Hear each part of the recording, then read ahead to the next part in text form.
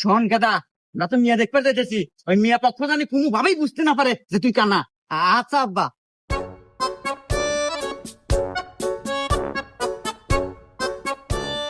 তো বাবা যে আসতে কোনো সমস্যা নাই তো?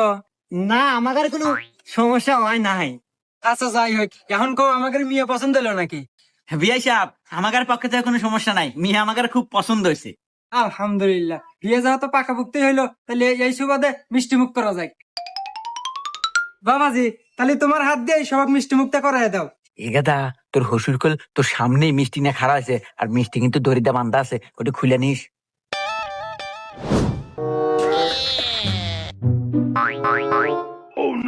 শ্বশুর আব্বা, মিষ্টি তো হুক নক না কে, মনে হয় মিষ্টি ছুরা কম দিছে।